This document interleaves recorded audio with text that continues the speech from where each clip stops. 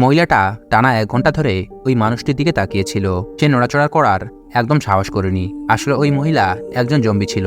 তাদের একটি ছেলে সেখানে জোরে করে আওয়াজ দেয়। এটা দেখে জম্বি মহিলাটি সরাসরি তার দিকে ঝাঁপিয়ে পড়ে।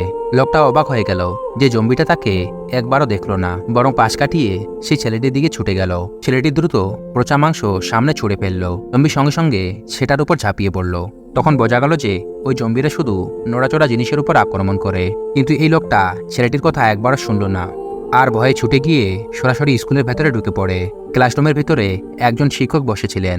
লোকটা যা বলল তাতে শিক্ষকের কোনো প্রতিক্রিয়া দেখা গেল না। তিনি থেমে না থেকে শুধু লিখেই যাচ্ছিলেন। হঠাৎ তিনি উঠে দাঁড়ালেন আর দরজার দিকে হাঁটতে শুরু করলেন। ঠিক তখনই দুটি শিশু বাচ্চা তাকে তাড়াতাড়ি টেনে নিল। তারা লোকটিকে বলল, সংক্রমিত হওয়ার পর শিক্ষক শোনা আর দেখার ক্ষমতা হারিয়ে ফেলেছে।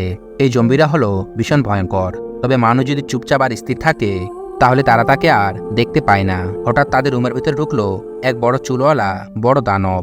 এটাই ছিল এখানকার লিডার। ভেতরে ঢোকার সঙ্গে সঙ্গে সে টের পেল এখানে কেউ আছে, কিন্তু সে স্পষ্ট কাউকে দেখতে পাচ্ছিল না। সে চতুরতার সঙ্গে একবারে চুপচাপ থাকার ভান করলো।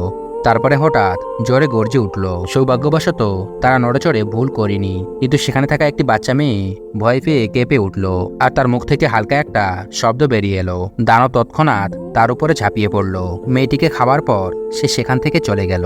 তখন ছেলেটি নিজের মুখে রক্ত মাখলো আর লোকটিকে বলল, জম্বিরা তাদের আক্রমণ করে না যারা মানুষের মাংস খেয়েছে, তাই হয়তো শরীরে রক্ত মেখে তাদেরকে ঠকানো যেতে পারে। দুইজনই বাইরে বেরোলো। সাধারণ জম্বিরা তাদের দিকে একটুও দেখলো না, কিন্তু ওই ভয়ঙ্কর দানব জম্বিটি তাদের দিকে তাকিয়ে রইল।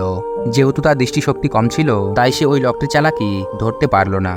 কিন্তু হঠাৎ যখন ছেলেটি তার দিকে তাকালো, তার চোখ হঠাৎ একবারে পরিষ্কার হয়ে গেল।